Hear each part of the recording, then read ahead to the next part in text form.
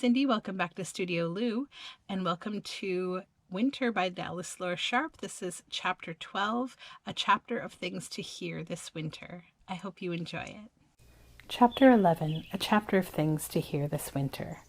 1. You should hear the three great silences of winter, the wide, sudden silence that falls at twilight on the coming of the first winter frost, the smothered hush that waits the first breaking of a winter storm, the crystal stillness, the speech of the stars that pervades earth and sky on a brilliant, stirless winter night. You should hear, or is it feel them all? 2.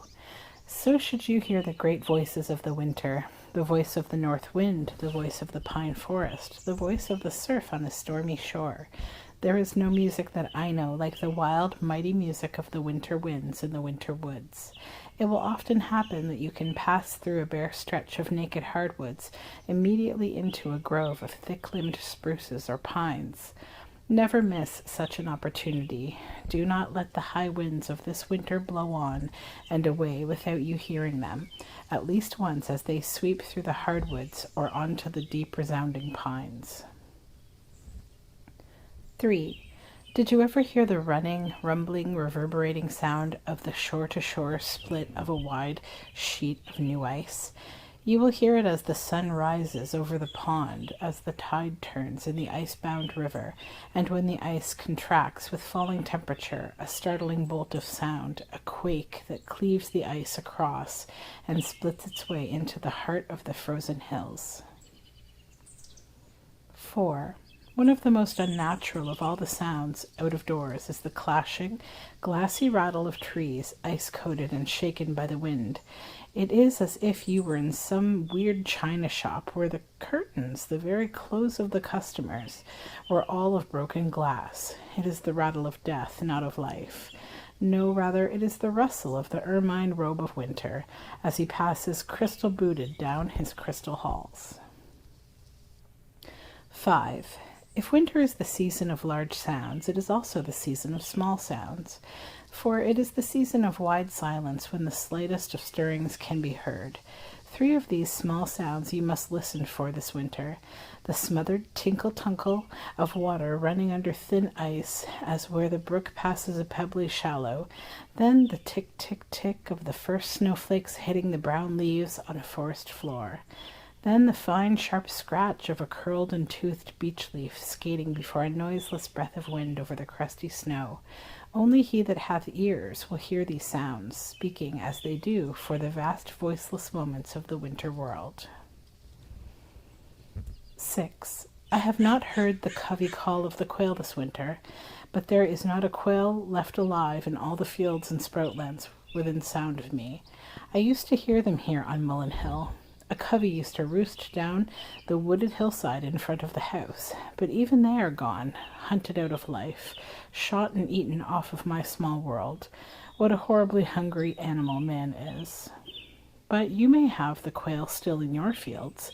If so, then go out toward dusk on a quiet snowy day, especially if you have heard shooting in the fields that day, and try to hear some one of the covey calling the flock together. Whirly, whirly, whirligee, the sound, softest, tenderest call you will ever hear. 7. And you certainly do have chickadees in your woods.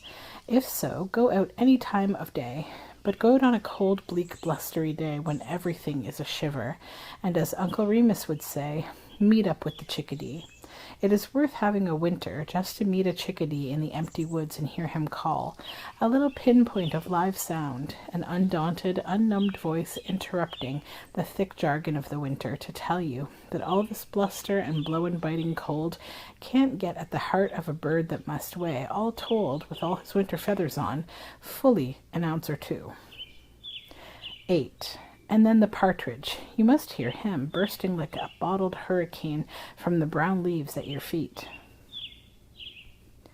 9. Among the sweet winter sounds that are as good to listen to as the songs of the summer birds, you should hear the loud cackling of the hens on a sunny January day, the munching of horses at night when the wild winds are whistling about the barn, the quiet hum about the hives. When come the calm mild days, as still such days will come, to call the squirrel and the bee from out their winter home. And then the sound of the first rain on the shingles, the first February rain after a long frozen period, how it spatters the shingles with spring, spring, spring. 10. It was the latter end of December, upon a gloomy day that was heavy with the oppression of a coming storm. In the heart of the maple swamp, all was still and cold and dead. Suddenly, as out of a tomb, I heard the small, thin cry of a tiny tree frog. And how small and thin it sounded in the vast silences of that winter swamp, and yet how clear and ringing.